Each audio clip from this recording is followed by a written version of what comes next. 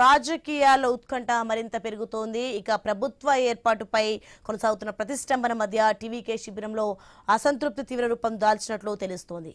ఒకవేళ డిఎంకే గాని అన్నా డిఎంకే గాని ప్రభుత్వాన్ని ఏర్పాటు చేయడానికి ముందుకు వస్తే తమ పార్టీకి చెందిన 107 మంది ఎమ్మెల్యేలతో సామూహిక రాజీనామాలు చేయించే అవకాశాన్ని టీవీకే పరిశీలించినట్లు పార్టీ వర్గాలు వెల్లడించాయి. అయితే ఈ విషయం గురించి విజయ్ స్వయంగా అధికారికంగా ప్రకటించలేదు.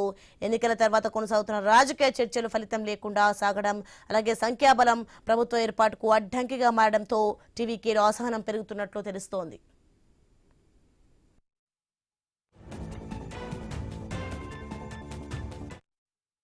ఇక ఇదిలా ఉంటే టీవీకేను అధికారానికి దూరంగా ఉంచేందుకు డీఎంకే తన చిరకాల ప్రత్యర్థి అన్నా డీఎంకేతో రహస్య చర్చలు జరుపుతోందన్న వార్తలు రాజకీయ వర్గాల్లో కలకలం రేపుతున్నాయి. ఇక తమిళనాడు అసెంబ్లీ ఎన్నికల్లో డీఎంకే 59, అన్నా డీఎంకే 47 స్థానాలు గెలుచుకోగా టీవీకే 108 స్థానాలతో అతిపెద్ద పార్టీగా అవతరించింది.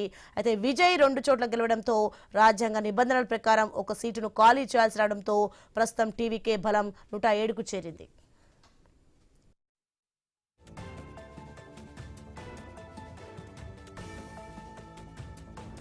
ఇక కాంగ్రెస్ మద్దతుతో టీవీకే బలం 112కు చేరిన 234 సభ్యులున్న అసెంబ్లీలో ప్రభుత్వ ఏర్పాటుకు కావాల్సిన మెజారిటీ మార్క్ 118 కావడంతో ఇంకా 6 సభ్యుల మద్దతు అవసరంగా మారింది.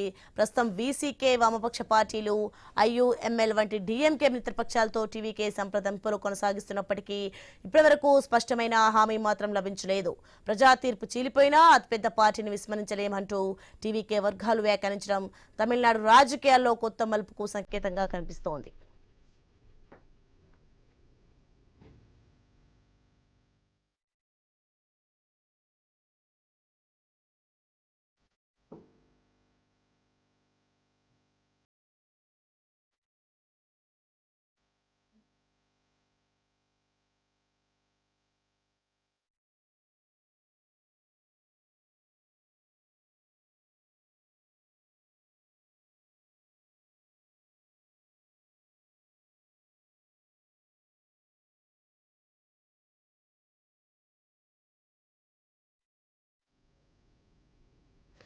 తమిళనాడు రాజకీయాల్లో ఉత్కంఠ తారాస్థాయికి చేరింది.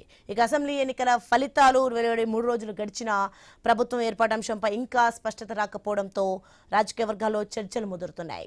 108 స్థానాలతో టీవీకే అసెంబ్లీలో ఏకైక అతిపెద్ద పార్టీగా అవతరించినప్పటికీ పార్టీ అధినేత విజయ్ను ప్రభుత్వం ఏర్పాటు చేయాలని గవర్నర్ రాజేంద్ర ఆర్లేకర్ ఇంకా ఆహ్వానించకపోవడం ఇప్పుడు వివాదానికి దారితీస్తోంది.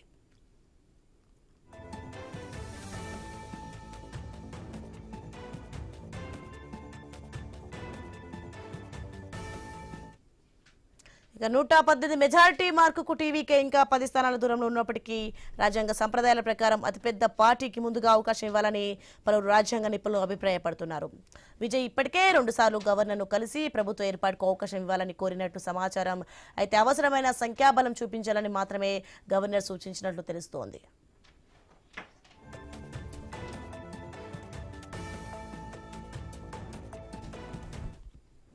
ఇక ఇదిలా ఉంటే కాంగ్రెస్ సహా పలు పార్టీల మద్దతు కూడగట్టేందుకు టీవీకే ప్రయత్నాలు కొనసాగిస్తోంది. కాంగ్రెస్ 5 స్థానాలతో మద్దతు ప్రకటించినప్పటికీ ఇంకా మెజారిటీకి 6 స్థానాలు తక్కువగానే ఉన్నాయి. దీంతో వీసీకే, వామపక్ష పార్టీలు, ఐయుఎంఎల్ మద్దతు కీలకంగా మారింది. గవర్నర్ వైఖరిపై కాంగ్రెస్ నేత గిరీష్ చోడంకర్ తీవ్ర విమర్శలు చేశారు. ప్రజా తీర్పును గౌరవించకుండా బీజేపీ, ఆర్ఎస్ఎస్ ఒత్తిడిలోకి లోనవుతున్నారని ఆయన ఆరోపించారు. అలాగే నటుడు ప్రకాష్ రాజ్, వీసీకే నేత తిరుమావలవన్ సహా పలువురు నాయకులు విజయ్ను వెంటనే ప్రమాణ స్వీకారానికి ఆహ్వానించాలని డిమాండ్ చేస్తున్నారు.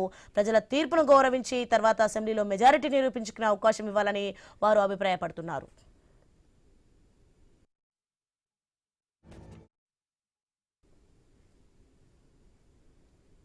ఇక రాజ్యాంగ నిపుణులు కూడా 1994లో సుప్రీంకోర్టు ఇచ్చిన ఎస్ఆర్ బొమ్మై తీర్పును గుర్తు చేస్తున్నారు. శాసనసభలోనే మెజారిటీ పరీక్ష జరగాలని, రాజ్ భవన్ లో కాదు అని ఆ తీర్పులో స్పష్టం చేసిన విషయాన్ని ప్రస్తావిస్తున్నారు.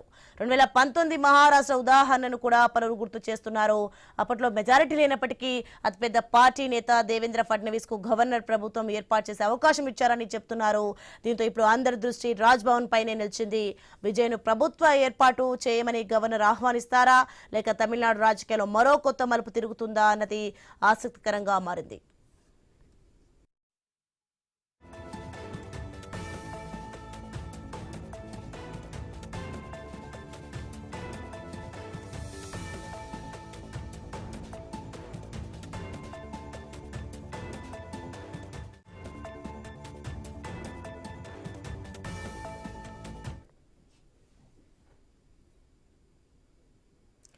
ఇక తమిళనాడు వ్యాప్తంగా నేడు కాంగ్రెస్ పార్టీ నిరసనలకు పిలుపునిచ్చింది. ఉదయం 11 గంటలకు లోక్ భవన్ ముట్టడిని కేంద్రంగా చేసుకుని రాష్ట్ర వ్యాప్తంగా ఆందోళనలు నిర్వహించనున్నట్లు కాంగ్రెస్ ప్రకటించింది. గవర్నర్ వైఖరి అలాగే బీజేపీ తీరును నిరసిస్తూ ఈ నిరసనలు చేపడుతున్నట్లు పార్టీ నేతలు తెలిపారు. ప్రజాస్వామ్య ప్రక్రియను అడ్డుకుంటున్నారని ఆరోపిస్తూ పెద్ద ఎత్తున ఆందోళనకు సిద్ధమయ్యారు. లోక్ భవన్ పరిసరాల్లో భద్రతను కట్టుదిట్టం చేసిన పోలీసులు ఎలాంటి అవాంఛనీయ ఘటనలు జరగకుండా ముందస్తు జాగ్రత్తలు తీసుకుంటున్నారు.